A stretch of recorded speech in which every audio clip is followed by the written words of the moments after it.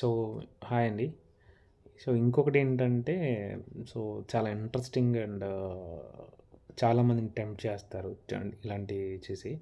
So మార్కెట్‌లో ఏంటంటే ఒక ట్రెండ్ ఉంటది. ఏంటంటే అది ఒక 1 ఇయర్, 1 ½ ఇయర్ జాబ్ ట్రయల్స్ చేసిన తర్వాత మాకు జాబ్ రావట్లేదండి. ఫ్రస్ట్రేట్ అయిపోయాం. మా వల్ల కావట్లేదు. బ్యాక్ డోర్ ఉంటే చూడండి, డబ్బులు పే చేస్తాము అని చెప్పేసి చాలామంది అప్రోచ్ అవుతూ ఉంటారు.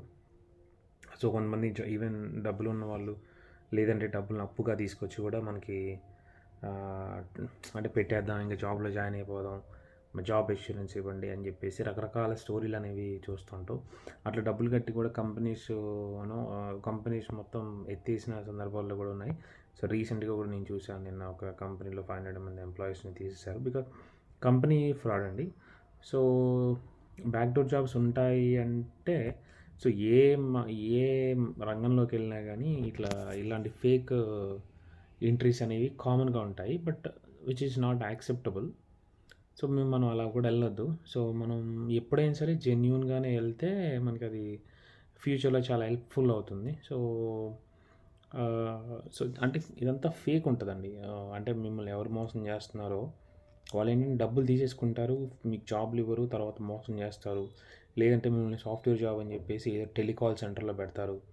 సో మీరు ఇప్పుడు మంచిగా బీటెక్ చదువుకొని, లేదంటే ఎంసీఏ చదువుకొని, ఎంబీఏ చదువుకొని ఉంటే మీరు ఇట్లాంటి వాటికి అసలు మోసపోవద్దు. మార్కెట్‌లో అలాంటిది ఉండదు. ఉంది అంటే అది ఫేక్ అని అర్థం. సో ఆ ఫేక్‌ని మీరు నమ్మొద్దు. మీరు జెన్యూన్‌గా జాబ్ ట్రై చేయండి. జెన్యూన్‌గా టెక్నికల్ స్కిల్స్ నేర్చుకోండి. మీకు ఖచ్చితంగా ఒకరోజు లేట్ అయినా సరే జాబ్ అనేది పక్కాగా వస్తుంది.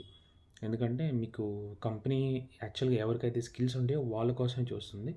సో మనం వచ్చిన అవకాశాన్ని మనం అంత తొందరగా అందిపుచ్చుకోవాలి. ఎందుకంటే అవకాశాలు కూడా అంత ఈజీగా రావు. వచ్చిన వాటిని మనం యుటిలైజ్ చేసుకోవాలి. అప్పుడు మనం ఖచ్చితంగా మార్కెట్‌లో సస్టైన్ అవుతాము. మన కెరియర్ బావుంటది. ఫ్యూచర్ బావుంటది. సో దయచేసి ఫ్రాడ్ వాటిని నమ్మకండి. ఫేక్ జాబ్స్‌ని నమ్మకండి.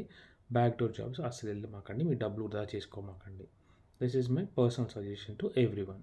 Thanks for watching.